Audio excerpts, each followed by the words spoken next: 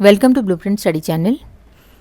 ఈ వీడియోలో మనము వర్బ్స్ గురించి కొన్ని బేసిక్స్ కాన్సెప్ట్స్ని నేర్చుకుందాం. ఇవి నేర్చుకోకుండా మనము టెన్సెస్లోకి వాటిలలోకి కూడా వెళ్ళలేం.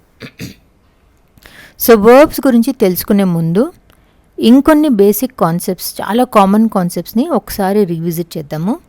ఎవరికైతే గ్రామర్ చాలా బాగా వచ్చో వాళ్ళు ఈ పార్ట్ ఆఫ్ ద వీడియోని స్కిప్ చేయొచ్చు. ఎవరికైతే మేము గ్రామర్ ముట్టుకుని చాలా రోజులైంది, మాకు కొంచెం భయం అనిపిస్తుందో వాళ్ళు మాత్రం ఈ పార్ట్ని డెఫినెట్లీ చూడాలి.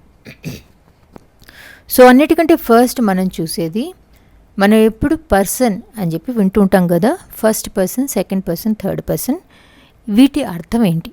ఓకే, సో ఫస్ట్ పర్సన్ అని చెప్పి మనం మాట్లాడినప్పుడు మన గురించి మనం మాట్లాడుకుంటున్నాం అనమాట. We are talking about our self. We అంటే ఎవరు? మనని స్పీకర్ అని చెప్పి అంటాం. ఓకే, మన గురించి మనం మాట్లాడుకుంటున్నప్పుడు దాన్ని ఫస్ట్ పర్సన్ కింద తీసుకుంటాం. సో మన గురించి మనం ఎలా మాట్లాడుకుంటాం? ఐ అని కానీ, వి అని కానీ, మీ అని కానీ, అజ్ అని కానీ మాట్లాడుకుంటాం కదా. I'm going to the market, we are playing chess అని మాట్లాడితే మనం ఫస్ట్ పర్సన్లో మాట్లాడుతున్నాం. మనం ఎవరితో మాట్లాడుతున్నాం? ఎవరు వింటే వాళ్ళతో మాట్లాడతాం. ఎవరు వింటున్నారు? మన ఎదురుగుండా ఎవరున్నారో వాళ్ళు కదా.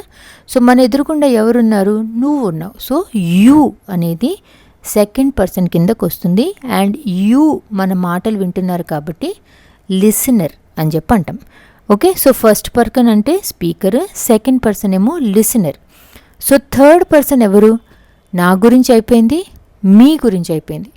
థర్డ్ పర్సన్ అంటే వాళ్ళ గురించి లేదా అతని గురించి, ఆమె గురించి, వేరే ఎవరి గురించో మనం మాట్లాడితే అది మనకి థర్డ్ పర్సన్ కిందకు వస్తుంది.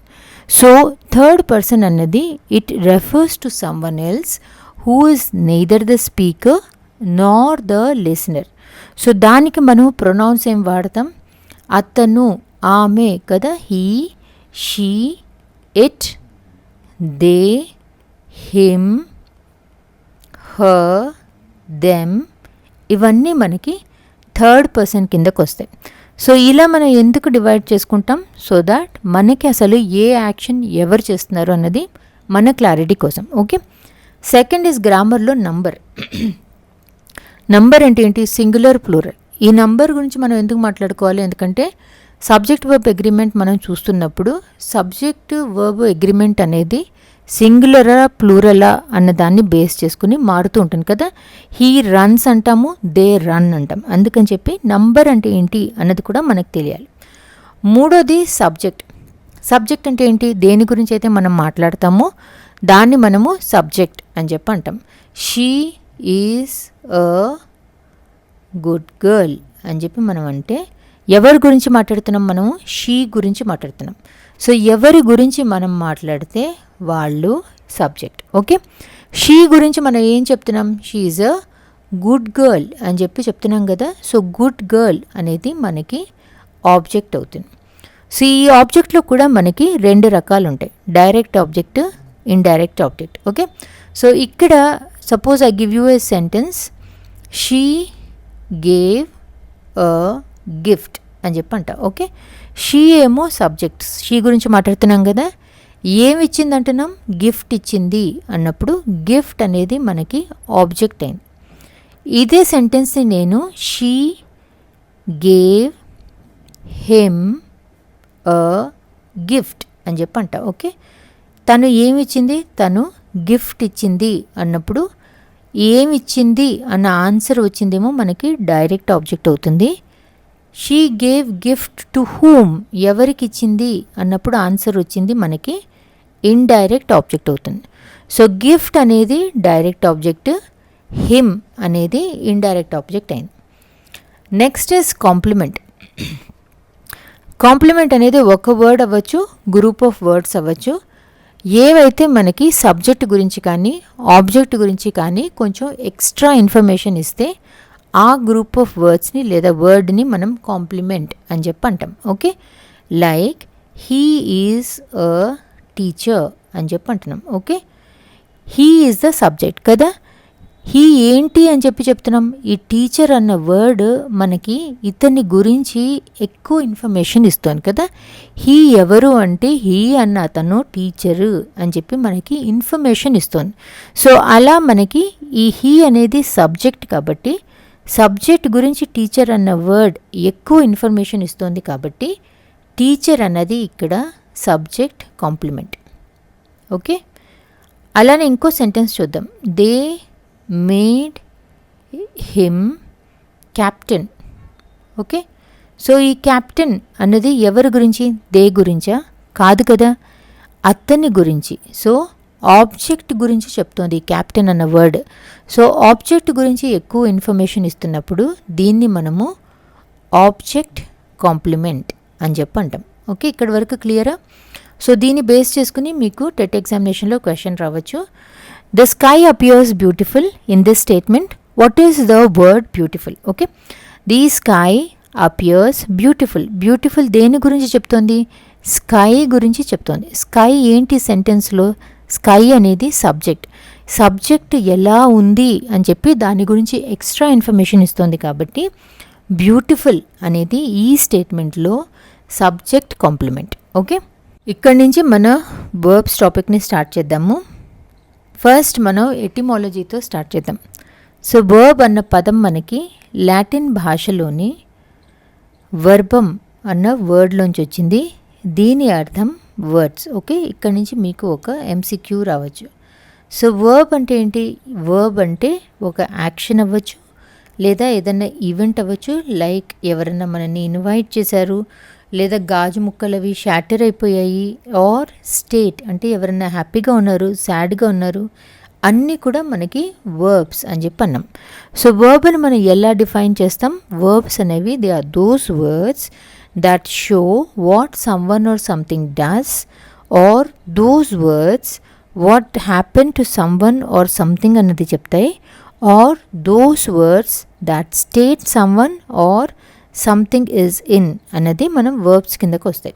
Okay, so types of verbs ఎన్ని రకాలు ఉన్నాయి? Regular and irregular, finite and non finite, transitive, intransitive, causative, స్టేటివ్. వీటిని మనము ఈ వీడియోలో కవర్ చేద్దాం. ఓకే, వీటిని బేస్ చేసుకుని మీకు థియరీ క్వశ్చన్స్ కూడా రావచ్చు, ఆర్ మామూలు గ్రామర్ క్వశ్చన్స్ కూడా రావచ్చు. సో ఫస్ట్ మనం చూసేది రెగ్యులర్ అండ్ ఇర్రెగ్యులర్ వర్బ్స్. ఇవి మనం రోజు వాడే వర్బ్స్, అందుకని మీకు యాక్చువల్లీ అందరికీ తెలిసిన words. Okay, so regular words అంటే ఏంటి? ఏ వర్బ్స్ అయితే మనము పాస్ట్ టెన్స్, పాస్ట్ పార్టిసిపల్ అంటే V3 ఈడీ యాడ్ చేసి ఫామ్ చేస్తాము, వాటిని మనము రెగ్యులర్ వర్బ్స్ అని చెప్పి అంటాం. లైక్ వాక్ అని చెప్పి ఒక వర్బ్ ఉంది కదా, పాస్ట్ టెన్స్ ఎలా ఫామ్ చేస్తాం? వాక్డ్ అని చెప్పి ఫామ్ చేస్తాం. పాస్ట్ పార్టిసిపల్ V3 ఎలా ఫామ్ చేస్తాం? వాక్డ్. ఓకే, ఆర్ జంప్ అని చెప్పి రాస్తే జంప్డ్, జంప్డ్ అని చెప్పి రాస్తాం. ఇలాంటి వర్బ్స్ వేటికైతే ఈడీ యాడ్ చేసి past tense, past participle form చేస్తామో వాటిని మనము రెగ్యులర్ వర్బ్స్ అని చెప్పి అంటాం. ఇంకో రకమైన వర్బ్స్ మనం చూస్తాం కదా, సపోజ్ ఈట్ అని ఉంది, దీని పాస్ట్ టెన్స్ ఏం రాస్తాం? ఏట్ అని చెప్పి రాస్తాం. పాస్ట్ పార్టిసిపల్ ఏం రాస్తాం? ఈటెన్ అని చెప్పి రాస్తాం. సింగ్, దీని past tense sang, sung. Cut, cut, cut. ఇలా వోవెల్ సౌండ్ని మార్చి ఏవైతే past tense, past participle form చేస్తాయో ఆ వర్బ్స్ని మనము ఇర్రెగ్యులర్ వర్బ్స్ అని చెప్పి అంటాం. Okay, clear? సో దీన్ని బేస్ చేసుకుని మనకి టెట్ ఎగ్జామినేషన్లో క్వశ్చన్ రావచ్చు. Choose the irregular verb from the following. Okay, ఈ నాలుగిట్లో ఇర్రెగ్యులర్ వర్బ్ ఏది అంటే మూడోది ఇర్రెగ్యులర్ వర్బ్. ఇర్రెగ్యులర్ వర్బ్ అంటే ఇలా ఉండాలి. సో డ్రింక్ ప్రెజెంట్ టెన్స్ అంటే డ్రాంక్ అనేది పాస్ట్ టెన్స్, పాస్ట్ పార్టిసిపల్ ఏమో drunk. Okay, this is a irregular verb.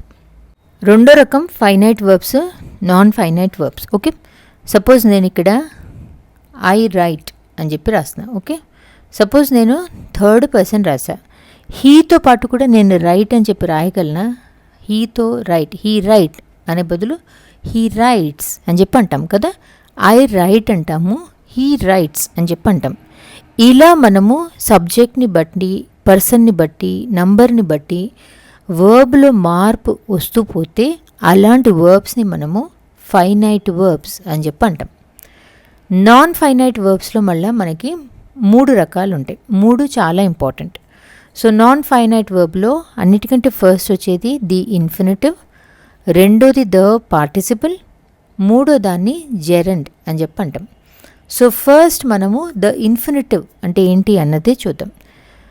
ఏదైనా సెంటెన్స్లో మీకు టు ప్లస్ వర్బ్ అన్న స్ట్రక్చర్ కనిపిస్తే ఈ మొత్తం స్ట్రక్చర్ని మనము ఇన్ఫినిటివ్ అని చెప్పి అంటాం. Okay, so to sing, to ride, to eat, to drink, to roll, ఇలా మీకు టూతో పాటు ఏ వర్బ్ కనిపించినా ఆ మొత్తం స్ట్రక్చర్ని మనము ఇన్ఫినిటివ్ అని చెప్పి అంటాం.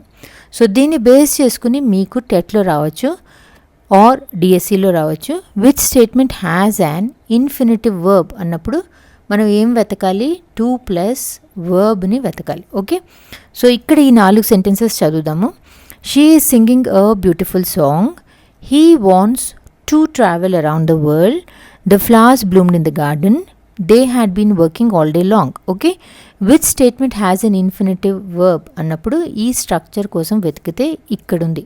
So option 2 is your answer. Non finite వర్బ్స్లో రెండో దాన్ని మనము పార్టిసిపుల్ అని చెప్పి అంటాం. ది ఇన్ఫినిటివ్కి మనం స్ట్రక్చర్ ఏం చెప్పాం? టు ప్లస్ వర్బ్ అని చెప్పాం కదా.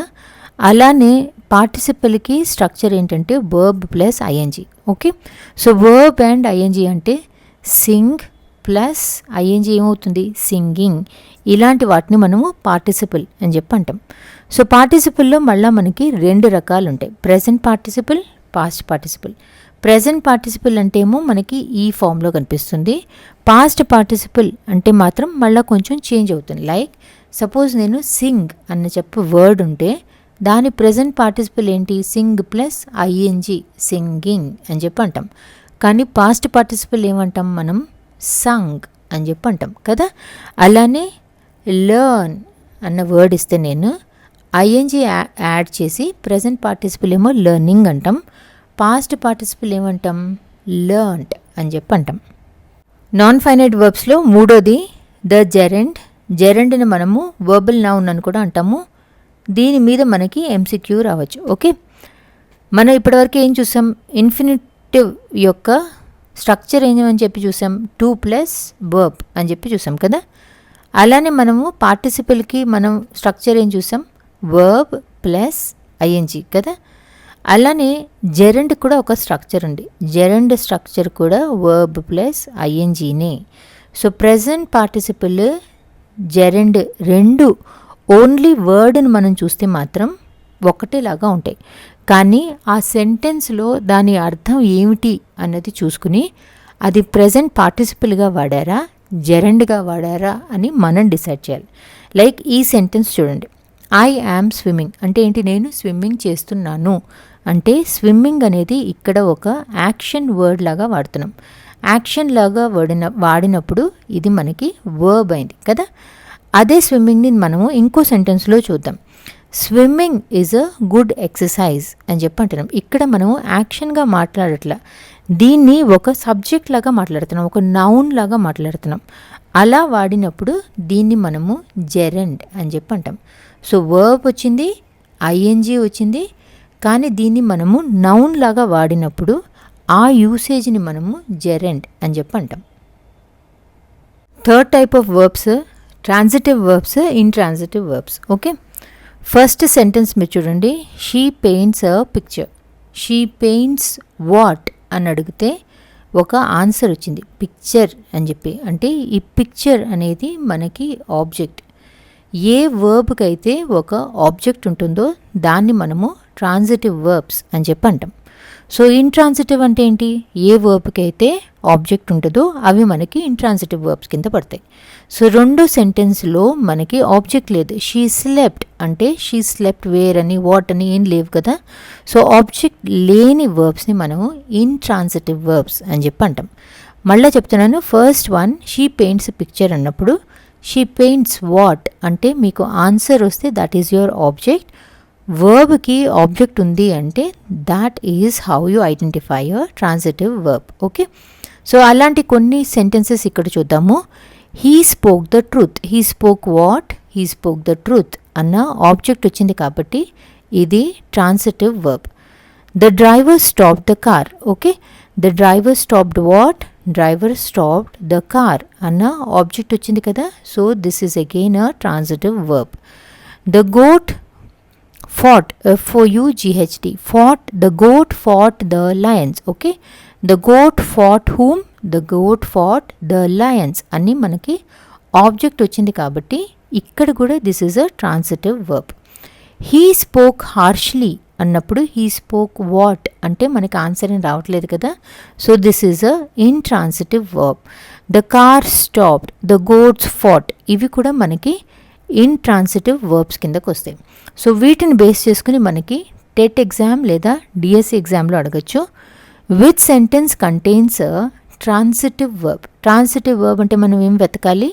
మనము ఆబ్జెక్ట్ కోసం వెతకాలి. ఓకే, ఇక్కడ సెంటెన్సెస్ చూస్తే he sleeps peacefully, he dances gracefully, they build a bungalow, the bird sings melodiously.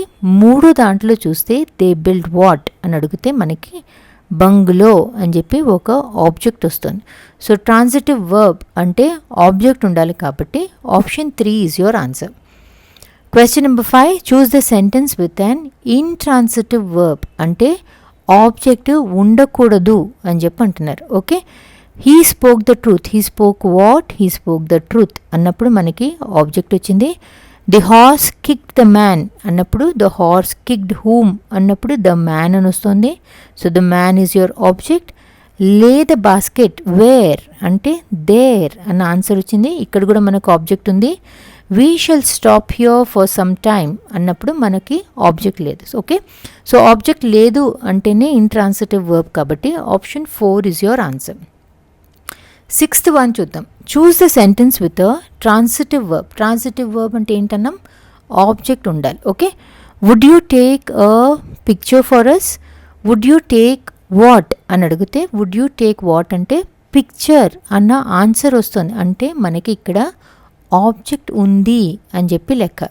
The mail arrived, children laughed, the I cooked well, వీటికి మనకు అసలు ఆబ్జెక్టే అవసరం లేదు.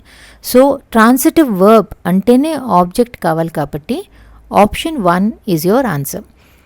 Question number 7, which of the following is not a type of verbs అని చెప్పి అంటున్నారు. So మనకి non transitive, transitive, stative, finite వీటిలలో నాన్ ట్రాన్సిటివ్ అనేది అసలు it is not a type of verbs, it is intransitive. 4వ రకమైన వర్బ్స్ కాజేటివ్ వర్బ్స్. ఓకే, ఇప్పుడు ఈ సెంటెన్స్ చదవండి. I had the mechanic repair my car. నేను మెకానిక్ని నా కారు రిపేర్ చేయించా. రెండోది చూద్దాం. The teacher made the student study for the test. Teacher స్టూడెంట్ని చదివేట్టు చేసింది. They got their neighbour to help them move the furniture. Neighbour చేత వాళ్ళు ఫర్నిచర్ మూవ్ చేయించారు.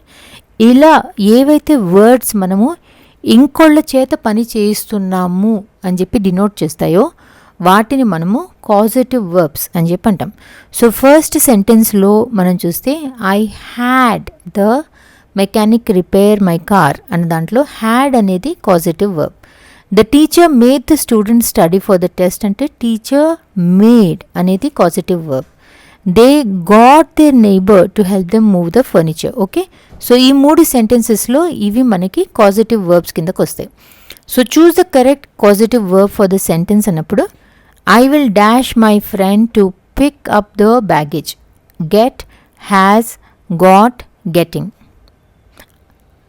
I will get my friend to pick up the baggage. Okay, అలానే identify the causative verb in the following sentence. The teacher had the students read the novel. Then she asked him to write about it. Okay, teacher ఏం చేసింది? She had the students read a novel అన్నప్పుడు had అనేది that is your causative verb. Question number 10, which of the following is not a causative verb అంటున్నారు. I make అంటే ఇంకోళ్ళ చేత చేయించటం, get కూడా ఇంకోళ్ళ చేత చేయించటం, have కూడా ఇంకోళ్ళ చేత చేయించటం. స్టడీ అనేది it is not a causative verb. So option 2 is your answer. Choose the sentence that has a causative verb. Okay, I have a car, I get up early in the morning. I made cakes. I have my car washed. అంటే ఇంకోళ్ళ చేత car wash చేయించాను అని చెప్పి. So ఇక్కడ fourth sentence has a causative verb in it. Last type of వర్డ్స్ని stative verbs అని చెప్పి అంటాం. వీటిని జనరల్లీ మనకి మన ఇమోషన్స్కి, థాట్స్కి, సెన్సెస్కి, పొజిషన్, క్యారెక్టరిస్టిక్స్, ఏది ఎలా ఉంది లేదా ఏది ఎలా స్మెల్ చేస్తుంది, ఏది ఎవరిది అని చెప్పి ఏ వర్డ్స్ వాడతామో వాటిని మనము స్టాటివ్ వర్బ్స్ అని చెప్పి అంటాం. Like she knows the answer, the coffee smells wonderful, the book belongs to me. Belongs to me అంటే ఏంటి, మనము పొజిషన్ గురించి మాట్లాడుతున్నాం. ది కాఫీ స్మెల్స్ వండర్ఫుల్ అని చెప్పి అంటున్నాం ఇక్కడ. ఓకే, ఇలాంటి యూసేజ్ని మనము ఇలాంటి వర్డ్స్ని స్టాటివ్ వర్బ్స్ అని చెప్పి అంటాం. సో మీకు మళ్ళీ ఇలాంటి క్వశ్చన్ అడగచ్చు, what type of verb is used in the following sentence? The pudding smells delicious. Okay, smells delicious అన్నప్పుడు స్మెల్స్ అనేది that is a stative verb. Choose the sentence that does not contain stative verb అని చెప్పి అంటున్నారు. I don't know the answer, no అనేది stative verb. The coffee tastes are అనేది stative verb. I love my this song అనేది కూడా stative verb. Spoke అనేది it is a action verb అయిపోయింది ఇక్కడ. Okay, it is not a stative verb. So that does not contain static verb అన్నప్పుడు option 3 is your answer.